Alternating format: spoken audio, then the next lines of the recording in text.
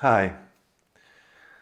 Working on the ego is by far, according to me, the most difficult task in the world because we are forced to see our dark attitudes and our wounds.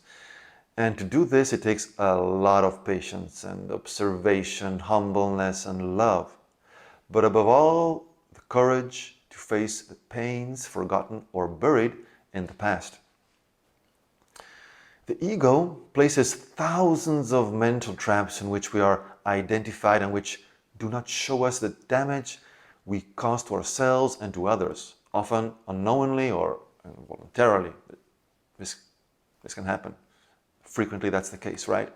So working and healing our egos is the difference between feeling truly happy, loved and fulfilled in all or most aspects of life, or feeling wrong, unsuitable, or depressed, sad, dull, frustrated, or rejected, and so on, and so on, and so on. There's a list infinitely long, unfortunately, in this world. So working seriously on the ego is the main key to first developing a good relationship with yourself, with ourself. So with your body, with your family, with society. And the consequence of this work is reflected in all areas of our life.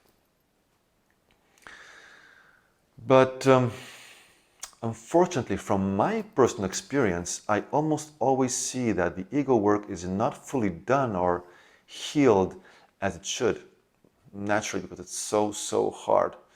And what happens is that we accumulate a lot of knowledge of personal and spiritual growth that we usually transform into inner resources. We improve our character, our personality. And all of this is fine, okay? It's useful, but the root or roots of the deepest trauma always remain, or almost always remain there, even if sometimes it seems not to be.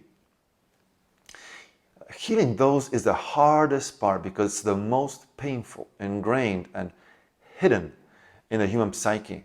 We're so identified in that.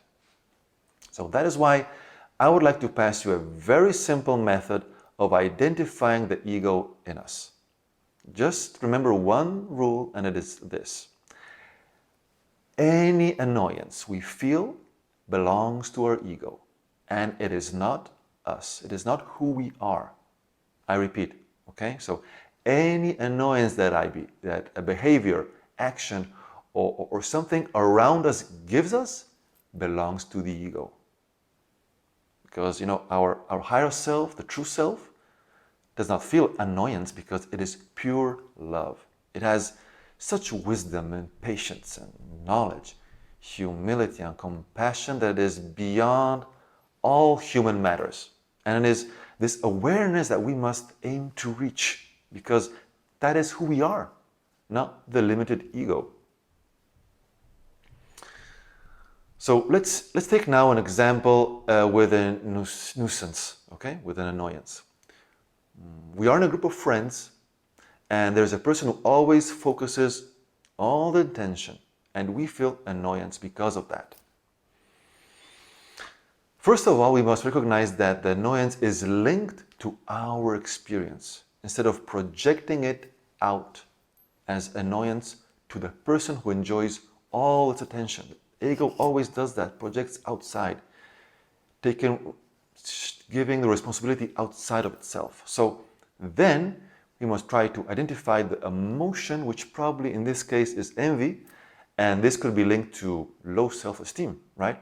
Because we are valuing ourselves based on how much interest we create in people, and it is this belief that we must change.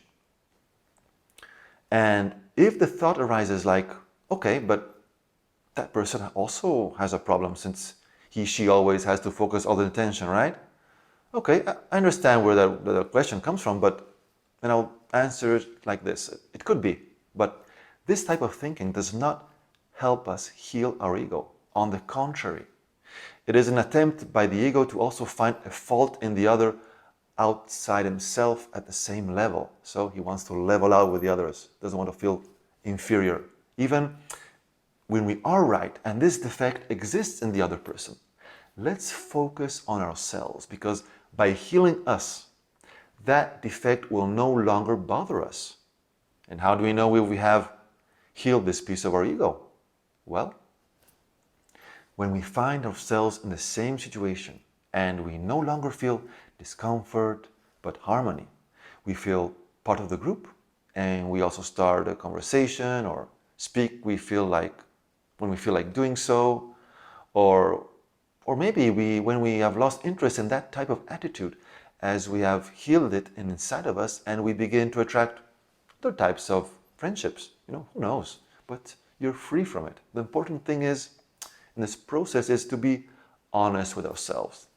Not only to believe that, oh yeah, I've changed, that's a typical cunning trick of the ego. Be careful for that. But that we are free from this envy, that's the main point, and that we'll feel love for that centralizing person, And to achieve such a healing, we must do an inner work on our parts, especially with the inner child, and heal his wound. That's the core, basically, of any type of healing. And, we could add countless examples of feeling annoyed and interpreting them, but I hope you understood this easy method, follow your annoyance, what you feel there, and apply it. And don't be frightened if we suddenly realize how many things are bothering us, It's normal. It means you're quite intolerant, and it happens to me all the time. I'm that type of person. But if you don't know how to interpret it or how to heal a wound, you can contact me for a consultation or leave me a comment, and if I can, I will gladly answer. Thanks for listening.